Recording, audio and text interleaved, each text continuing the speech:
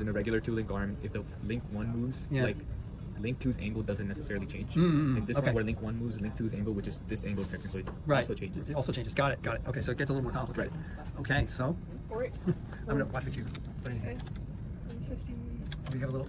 Hang on, before you hit go. Yes. So if you hit base angle and go, it's gonna go. Yes. Right. Before you do that, let me sneak over here and see where we are. So you have this little spreadsheet of. Yeah, so down here is the positions.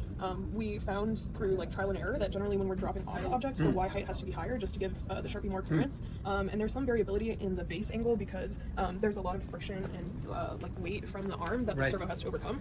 So every time we put this in, we're just hoping that it will reach the right spot. Yeah, it's interesting going from simulations and theory A little bit of a gap between the theoretical dynamics, Yes. formulation, and realism. Yeah.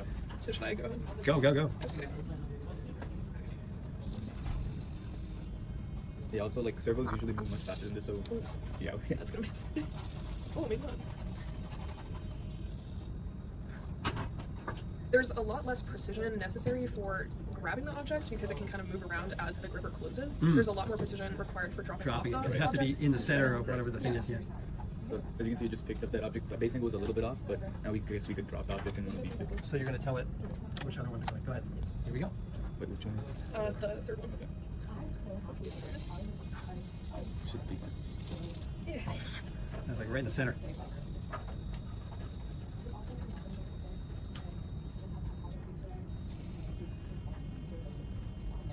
And we added multiple steps for getting to the point that we specify.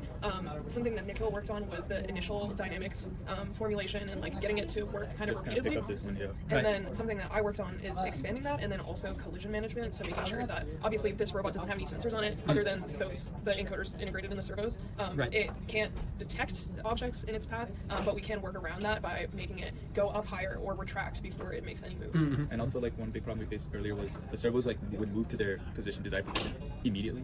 And so we had to like do multiple steps in between, so the movement was a lot more smooth. Right, so it doesn't just kind of Sure. Yeah. And we were talking a little bit earlier about the variability associated with these servos. So for example, if we put in too small of a base change in the base angle, then the servo might not be able to overcome that friction. Something else is that the base can move around a little bit on the servo, which means that if we move it too quickly, then it can kind of jerk around and go too far. Or if we move it too slowly, it might not move at all. So the reason that we kind of implemented that slow movement to the different positions is just